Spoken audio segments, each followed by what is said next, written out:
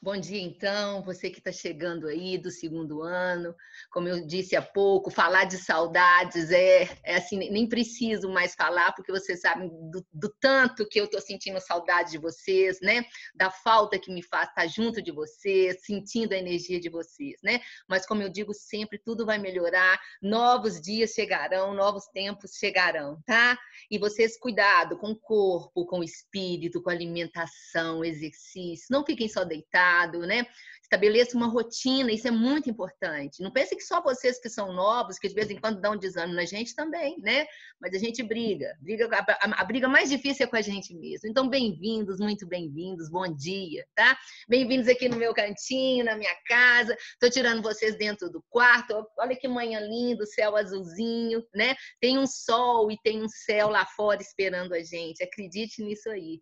Bom, bem-vindos à aula de artes. E hoje a gente já vai entrar no livro 3, é o capítulo 11, um tema lindo, que é o surrealismo, que é uma vanguarda. Quantas vanguardas estudamos já, né? Expressionismo, dadaísmo, fauvismo. Vimos como essas vanguardas influenciam também até em movimentos da arquitetura nas aulas passadas.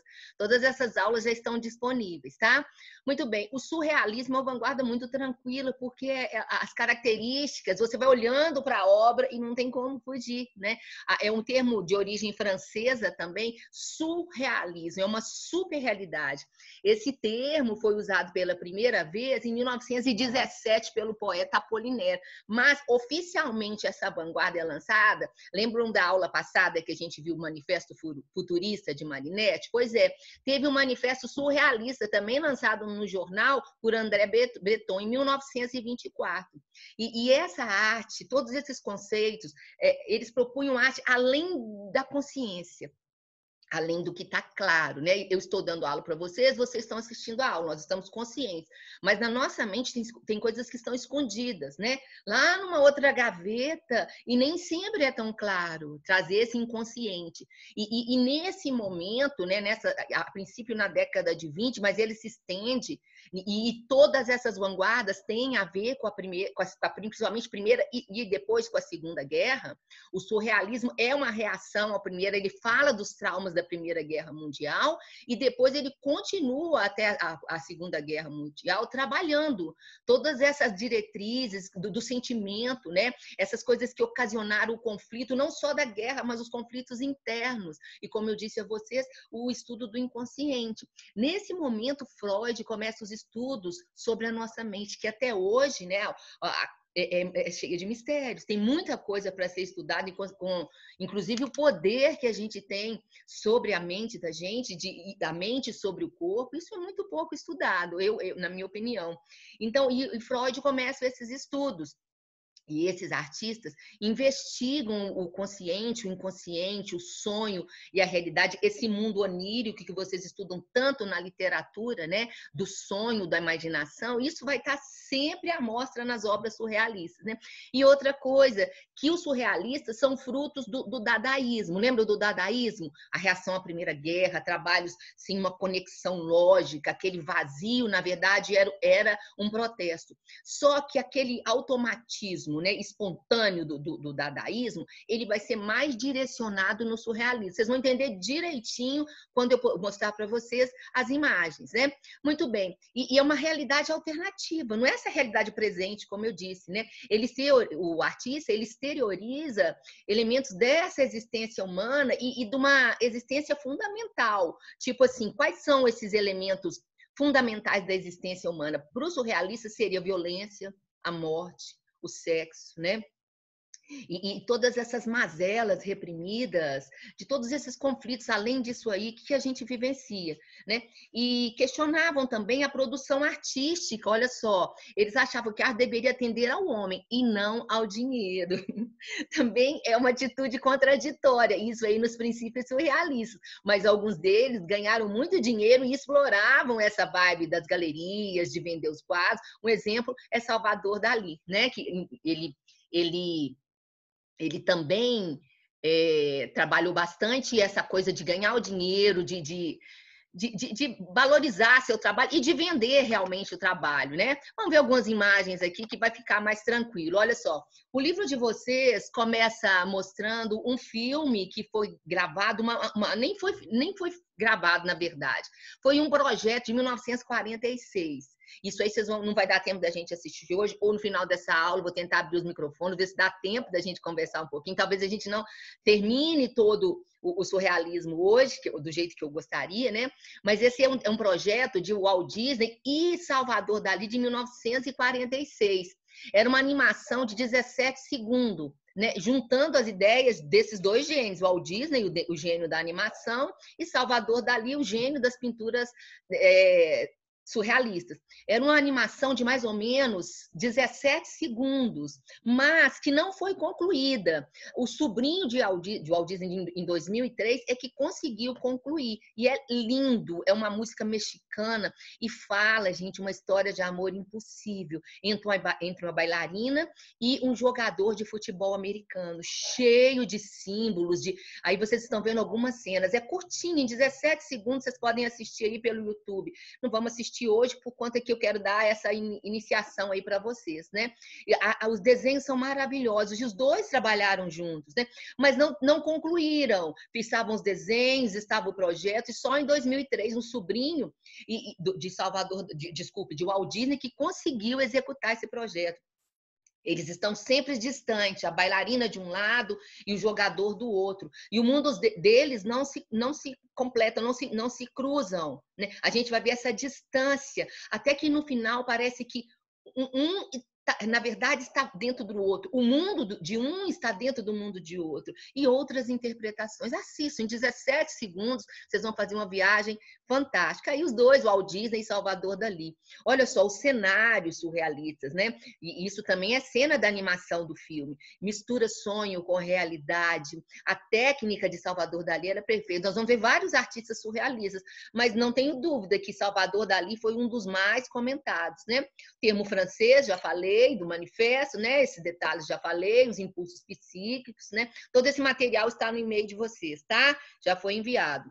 Bom, vamos ver as obras. É melhor a gente falar olhando as obras, que fica muito mais tranquilo, né? A arte combina com ver imagens, com entender, ler o mundo não só através de palavras, mas de sensações, de sentimentos, né?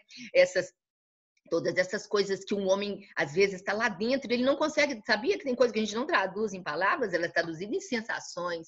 E as artes visuais ajudam nesse sentido. Olha, e a persistência da memória é uma das obras mais significativas de Salvador Dalí. É uma obra de 1931. Né? Ele fala sobre o tempo, relógios que se derretem como queijo. E, na verdade, ele diz que tomando o café da manhã num dia, ele viu um queijo fundido, um queijo francês, e ele teve a ideia de fazer, então, relógios de ouro. O ouro é um material muito resistente à prata, né? Esses relógios parecem que estão derretendo, sumindo, deteriorando. E a persistência da memória, sabe o que ele nos diz sobre o tempo? O tempo que ele destrói todas as coisas. Olha, vocês podem ver aqui no cantinho, tem formigas e moscas pousando nesses relógios, né? A deteriorização, o apodrecimento de tudo, até daquilo que marca o próprio tempo. Numa paisagem imensa, desoladora, vazia, né? Esse litoral da Espanha, chamado Cadaqués, ele passou a infância dele. E a biografia de Salvador Dalí, ela é muito interessante. Ele era filho único e antes dele nascer, o casal teve um filho que também chamava Salvador. Então, o filho, quando Salvador... Só que ele morre pequenininho, esse primeiro Salvador. Aí nasce Salvador Dalí, o segundo, e a mãe e o pai sempre ficavam comparando ele com o irmão morto. Então, ele carregou isso durante toda essa infância.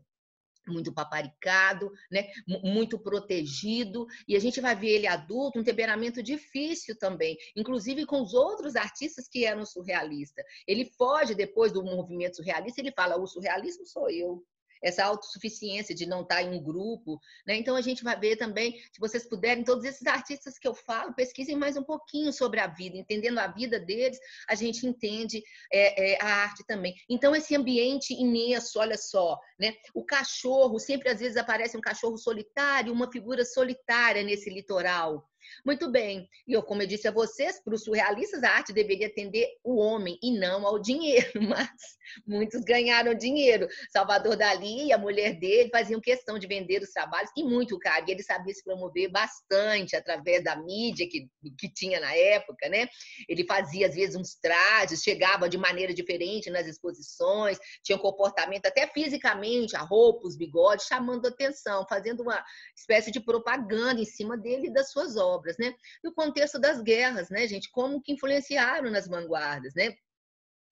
Os horrores da guerra. Olha aqui, a gente está vendo um quadro aqui que aqui a gente vai ver que até artistas atuais ainda continuam nessa vibe surrealista. As vanguardas ficaram lá no início do século XX, mas muitos artistas contemporâneos ainda se inspiram na vanguarda. Vocês estão vendo aí, olha, um artista que fala dos conflitos da Primeira Guerra, e vocês estão vendo, olha, essa solidão desse homem, eu não sei se é um cachorro, se é um lobo, num ambiente que ao mesmo tempo a neve cai e tudo lá tá queimando, nessa, parece que uma cratera, né, do espaço, ou que era um acampamento, ou que era uma cidade.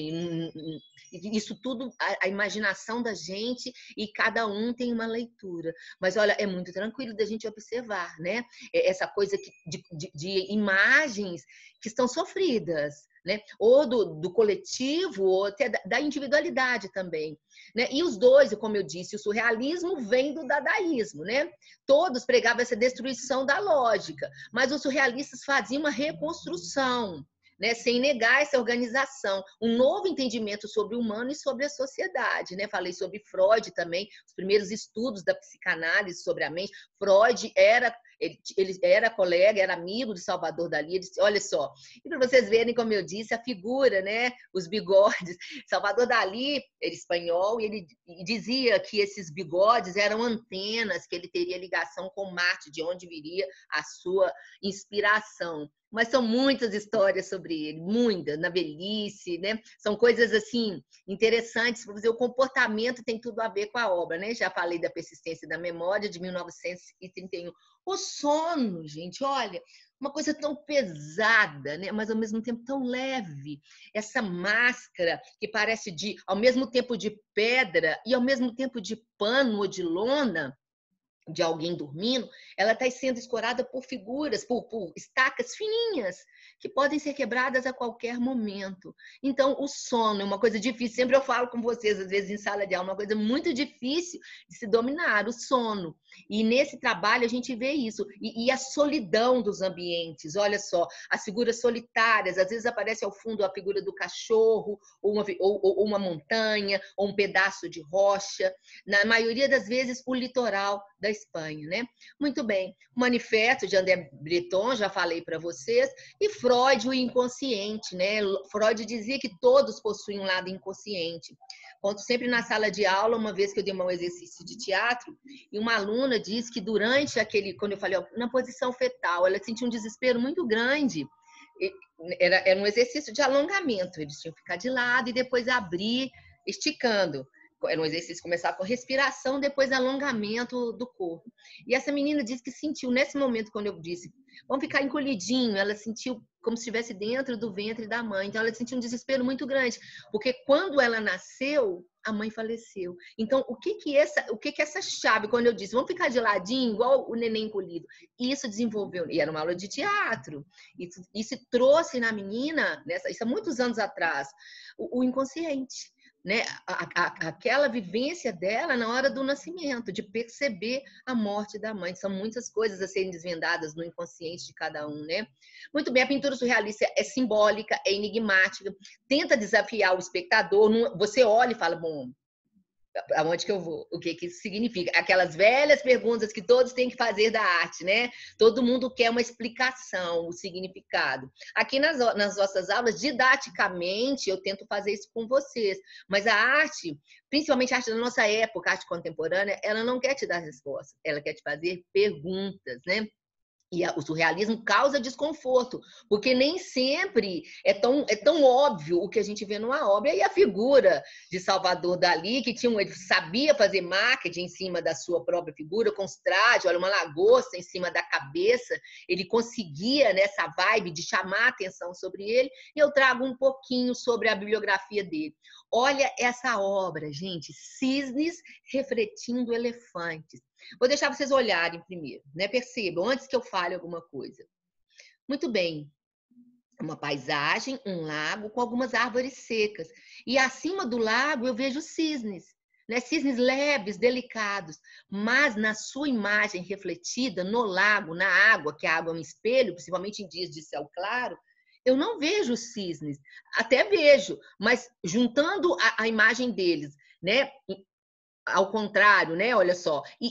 Os troncos das árvores, eu vejo elefantes. Então, coisas leves, delicadas, como um cisne, são por baixo, na verdade, a sombra, o que é, na verdade, é um animal mais pesado, como o elefante. Tem tudo a ver com a situação, né? Período entre guerras, depois aquela ação com a Segunda Guerra, o peso da guerra, o peso de tudo, de estar desmoronando, né? De todas as instituições. O que é leve, a vida leve, não existe na verdade. Os cisnes estão aí, mas, na verdade, o que a gente vê refletido é o peso da vivência, o peso desse conflito, o peso da situação que o mundo passava, né? Então, são figuras oníricas, já falei que é um mundo simbólico, que envolve sonho, pesadelo. Hoje a gente fala de Salvador Dalí, não sei se vai dar tempo da gente falar também da grande Frida Kahlo, da pintora mexicana, que é considerada surrealista, apesar de ela negar. Ela falava, todo mundo diz que eu sou surrealista. Os surrealistas pintam sonhos, eu não pinto sonhos, eu pinto a mim mesma, porque eu sou a coisa que eu mais conheço. Então, Frida vivia batendo nessa tecla aí, que ela não era surrealista, ela pintava ela não queria se enquadrar em nenhum ismo, em nenhuma vanguarda. Também de Salvador Dalí, olha só, os horrores da guerra. É óbvio, esse é tranquilo, né?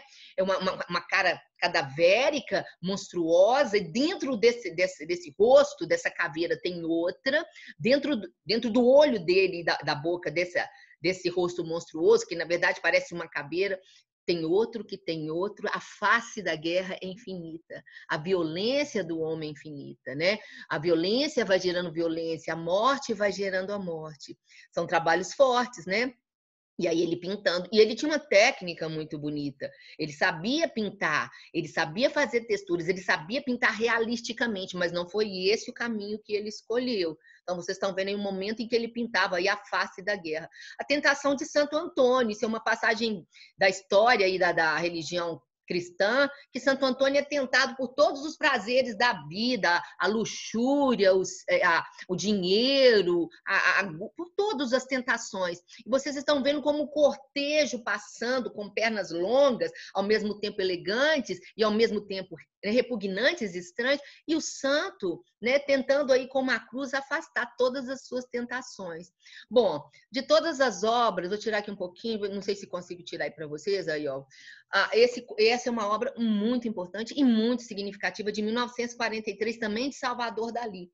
Olha o título, que título gigante. A criança geopolítica observando o nascimento do homem novo. É um quadro de 1943. Então, está super relacionado com o fim da Primeira Guerra e, especialmente, a Segunda Guerra. Olha só, geopolítica é um mundo dividido em dois. E a gente vai ver isso depois da Segunda Guerra, um mundo dividido em duas vertentes, né? Já estudaram isso, história, não preciso repetir isso aqui.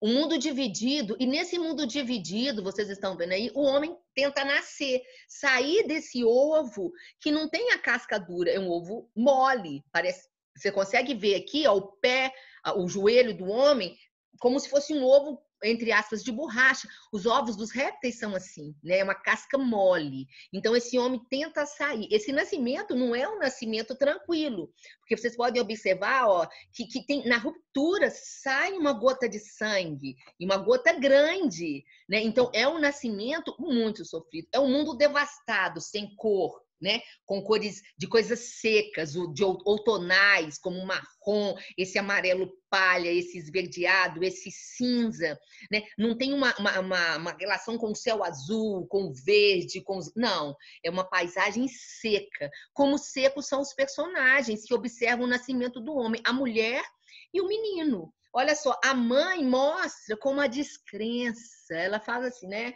Tipo assim, olha lá, né? Ela não tem nenhuma animação, nenhum ânimo, nenhuma alegria com o que ela está vendo.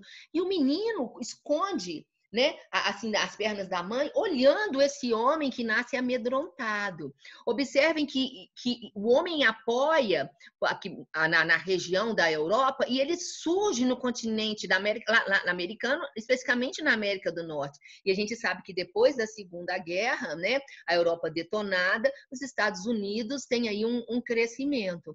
Então é isso. Em cima tem uma espécie de toldo ou folha seca que tenta proteger esse mundo, mas ela paira e ao mesmo tempo tão frágil, né? Nesse mundo dividido, e esse homem que tenta nascer. A criança geopolítica observando o nascimento do homem novo. Que sofrimento nesse nascimento, que sofrimento desse mundo em que nasce esse homem novo, né? Bom, e olha só, olha o jeito dele fazer os retratos. Galateia de esferas, Galateia é uma ninfa, e na verdade quem posa para ele é a sua esposa, chamada de Gala. Você consegue ver um trabalho muito inteligente, o retrato de Gala através de esferas, né? Um trabalho delicado, extremamente difícil na construção formal. Nessas esferas, ao longo, eu consigo ver o 3D, a expressão de Gala, né? Aí também, olha só, a cabeça rafaelesca arrebentada. Então, a própria estrutura aí, olha, vocês estão vendo, lembra uma construção romana, né? Lembra um templo romano. E a cabeça rafaelesca, uma referência ao pintor Rafael, mas numa releitura, como se ela tivesse espalhando, ou ao mesmo tempo que é gelo, é água, é parte dessa arquitetura. E Salvador Dalí, o surrealista, tem muito isso, de pegar um material tradicional, vocês viram, o ouro transformado numa coisa que lembra um queijo fundido, né? A pele que lembra arquitetura, ou o tijolo que lembra fragmentos, isso a gente vê. Olha essa aí, construção, né?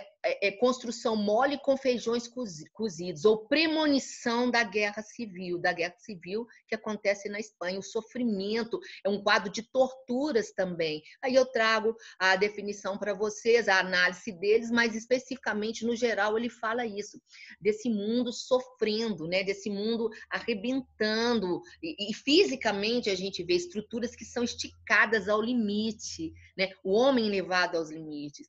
Girafa em chamas, vocês estão vendo aqui, olha, na verdade, girafa em chamas é um detalhe, uma mulher toda escorada, cheia de gavetas, cheias de parte, uma mulher fragmentada. Então, a relação sobre a guerra, sobre o inconsciente. E outra coisa, quando a gente faz análise de uma obra, aqui nas minhas aulas, como eu disse, uma referência didática. Mas vocês estão livres também para terem as suas visões e tentem fazer isso. Não fiquem presos só da minha direção, que essa é a minha função, né? Ajudar nessa alfabetização estética. Mas cada um vai tentando ver também a sua interpretação. E eu trago para vocês sempre. Olha só, olha o título, que título imenso dos quadros. Sonho causado pelo voo de uma abelha em torno de uma romã, um segundo antes de acordar. E como ele era um bom pintor, né? Com relação à representação da figura humana, dos tigres. Olha, de dentro do romã sai um peixe, que sai um tigre, outro tigre. São imagens simbólicas e muitas vezes nem tão fáceis de serem decifradas, né? Olha só. A gente está vendo aqui o retrato de uma atriz chamada Mae West, era uma atriz de cinema de Hollywood, e ela era muito famosa. E ele faz uma reconstrução do rosto dela, aqui à esquerda vocês estão vendo, olha, usando elementos como elementos de um cômodo, de uma arquitetura. Vocês estão vendo o chão, aqui uma poltrona formando os lábios, aqui seria um móvel, uma lareira, né? Os quadros seriam olhos, os olhos seriam quadros, o cabelo dela é uma cortina. Então, é um trabalho que vocês estão vendo, né? E usando a referência, o rosto da atriz. E aqui uma direita, uma instalação feita na arte contemporânea em cima dessa obra né, surrealista, montando como seria esse ambiente. Então, vocês estão vendo a estrutura de um rosto transformada por Dalí em um cenário. É um trabalho muito famoso, surrealistas também. Muito bem. E, às vezes, as pinturas, a gente tem uma corrente que são associações com automatismo rítmico. Não tem um controle racional. E elas beiram também a arte abstrata. Nós vamos ver Marques Ernest e Magritte também. Beiram algumas obras, mas elas não são abstratas, né? O cinema surrealista, a gente vai ver alguns filmes, Salvador Dalí, além desse trabalho que eu começo falando para vocês com o Walt Disney, ele também tem roteiros de cinema e ele também fez alguns filmes e chegou até a participar. No surrealismo, na corrente surrealista no cinema, a gente vai ver a quebra do tradicionalismo, né? A despreocupação com o enredo, não tem uma conduta linear, combatem os ideais da burguesia, valorizam o sonho, moral e os costumes são satirizados, não tem uma linearidade, como eu disse a vocês, é um enredo caótico, né? As imagens são provocativas, são espelhadas, às vezes, o que você vê de um lado, vê do outro, e os cineastas, principalmente Luiz Buñuel e Jean Cocteau, que a gente vai ver. Bom, vou falar um pouquinho de Frida Kahlo, das suas obras, essa pintora mexicana. A bibliografia dela é intensa, é uma vida sofrida, né? Ela teve paralisia infantil, já tinha problema em uma das pernas, sofreu um acidente por volta dos 17 anos, teve que fazer várias cirurgias depois desse acidente, e a vida de Frida foi marcada pelas dores físicas, ela fez inúmeras cirurgias, aliás, restabelecendo dessa primeira cirurgia, nesse acidente que ela teve, um ônibus bateu numa espécie de trem e ela ficou entre ferragens. Então, para restabelecer, ela ficou muito tempo engessada, ela teve várias fraturas, então ela teve que ficar deitada durante muito tempo. Então, o pai e a mãe ofereceram para ela um estojo de pintura e a mãe colocou em cima do dossel da cama um espelho. E ela ficava se olhando, e as primeiras obras dela são retratos dela. E durante toda a vida de Frida, a vida dela artística, o que a gente vai ver principalmente são autorretratos. E os artistas, ela é considerada surrealista, mas ela dizia, olha, os surrealistas pintam sonhos, eu não pinto sonhos, eu pinto o meu universo, eu pinto a mim mesma.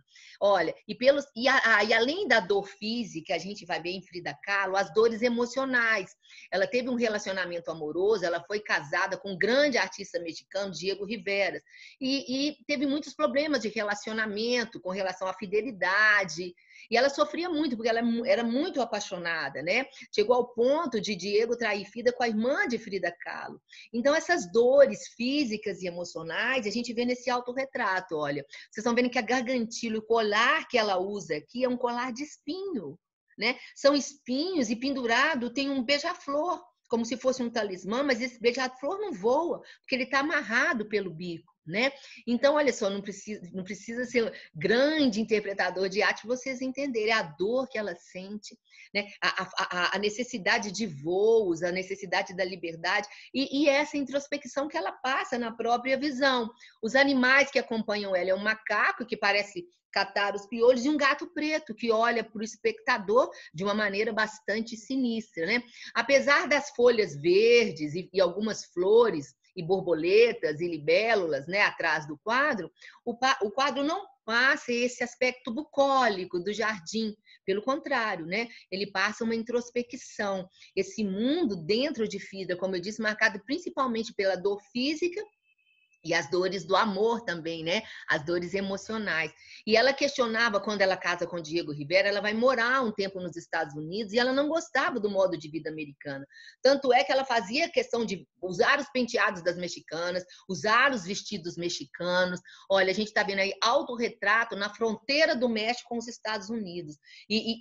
É a divisão que ela faz entre o mundo mexicano e o mundo americano. À esquerda aqui, olha, vocês estão vendo a pirâmide azteca, os símbolos da religião mexicana, a terra, a ligação da cultura mexicana com a terra, não é? O sol e a lua é muito recorrente na cultura e na arte mexicana, tanto é que a gente tem a pirâmide do sol, a pirâmide da lua, é o mundo das suas raízes, que vocês estão vendo aqui onde a setinha está rolando. E aqui desse lado, o mundo americano, o mundo que ela vivencia aí nessa década de 30, já tem os arranha-céus, a vida mais rápida, né? O mundo, a padronização de todas as coisas, da moda. Então, vocês podem ver que tem um contraste até nas linhas. Aqui são linhas mais orgânicas e aqui mais retas. E é esse mundo que a gente observa nas obras de Frida Kahlo. Olha só, duas Fridas, novamente aqui.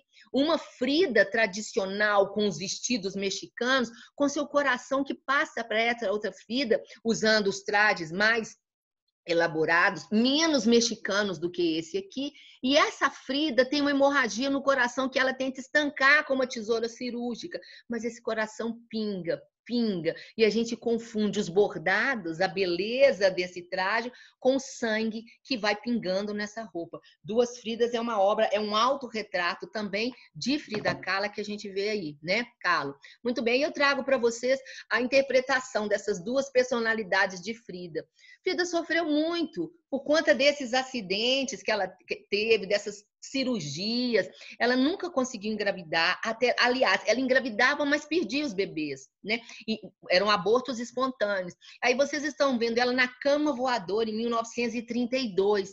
Olha como ela se sente pequena nessa cama de hospital depois de perder o bebê, depois de um aborto espontâneo, né? E saindo dela como cordão umbilical, ou como linhas, ou como veias ou artérias de sangue, símbolos que são referentes a esse universo feminino, o bebê que ela perdeu, a pelvis, a parte que ela mais tinha dores na coluna, e nessa parte da pelvis, onde ela teve que fazer tantas reconstruções.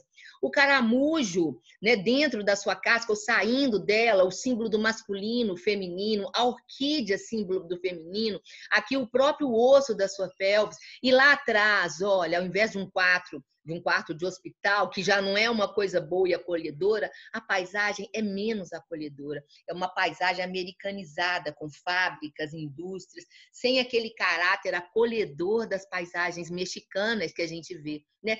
E muitas vezes as obras de Frida são relacionadas com pinturas votivas. O que é uma pintura votiva? Vocês conhecem quem frequenta ali a Sala dos Milagres em Trindade. A arte votiva é a arte das pessoas quando elas fazem uma promessa para os santos, ou quando elas conseguem uma graça. A pessoa tem, por exemplo, ela tem um acidente, ela teve que fazer uma cirurgia na perna. Aí ela faz uma promessa: olha, se eu melhorar da perna, eu vou fazer uma perna de gesso ou de madeira e vou oferecer ao santo de proteção. E muitas igrejas têm essas exposições em Trindade, a gente vê isso na Sala dos Milagres.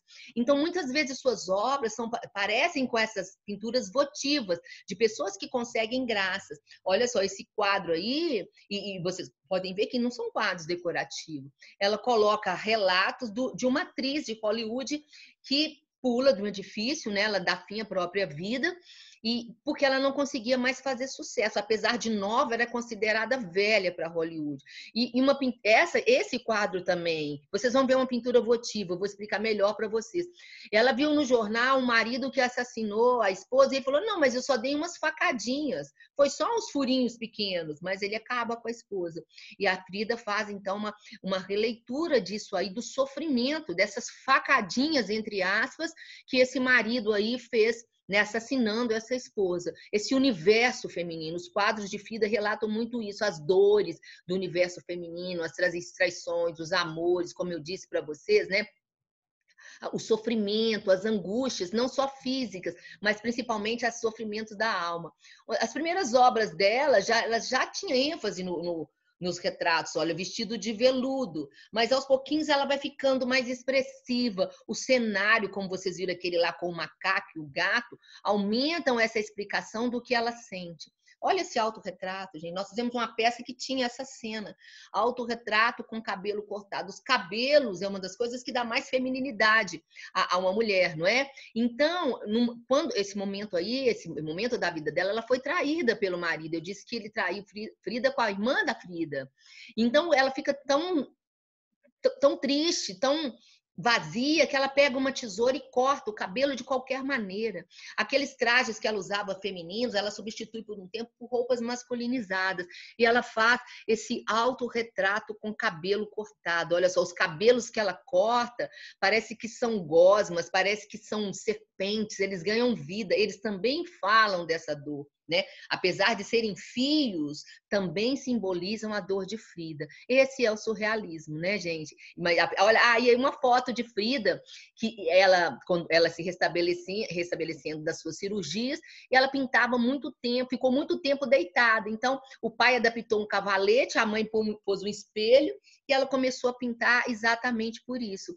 Nessa obra, olha só, o que a água me deu. A gente está vendo ela tomando banho na banheira, né? Olhando os pés dela, o pé dela, especificamente uma das pernas, ela teve muitos problemas de cirurgia, o pé doente, ela mancava em uma das pernas, e tudo dentro da água, a sua origem, o pai, a mãe, o México, os Estados Unidos, né? Várias simbologias da vida de Frida aparecem dentro dessa banheira, né?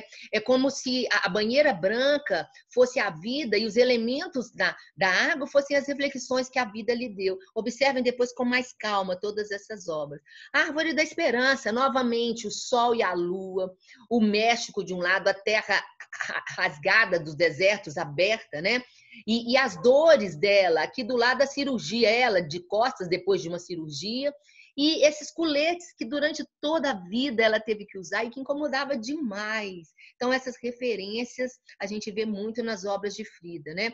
Novamente aqui, a memória, o coração, ela vestida não com trajes mexicanos, trajes americanizados. Deixa eu subir aqui um pouquinho, não sei como está aí para vocês.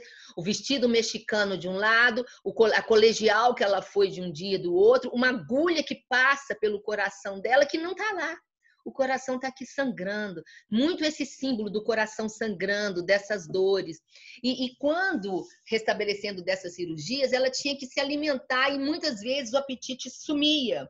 Ela não tinha fome. Então, ela era obrigada a comer. Então, ela, olha, sabe quando você está sem vontade, você tem que comer quando você está doente? Então, é mais ou menos isso, um funil dentro da boca dela, ela sente onde caem monstros, caveiras, aves, carnes, né? A falta de apetite, ela tendo que comer, sendo obrigada a comer para restabelecer. Muitas vezes, esses períodos que ela passava na cama, muitas vezes eles são representados. Não só o que ela sente fisicamente, mas principalmente as dores da alma. Olha, coluna partida, não preciso nem falar. Tem uma coluna grega que passa sobre o seu corpo e a gente vê essa coluna partida e alfinetes, né? Pregos no seu corpo simbolizando toda essa dor. Bom, hoje eu vou parar por aqui. Né? Na aula que vem eu vou continuar com o surrealismo. Eu vou abrir os microfones, vou escutar vocês um pouquinho, tem poucos minutos, vou interromper aqui, mas eu continuo com vocês na aula que vem, tá? Sobre surrealismo. Tô com muita saudade, mas eu vou abrir os microfones agora e quero escutar vocês também. Quero saber se tem perguntas, se tem alguma coisa que vocês gostariam de falar, tá? Muito bem, então vou abrir aqui para vocês, só um minutinho. Vou interromper aqui, bem-vindo.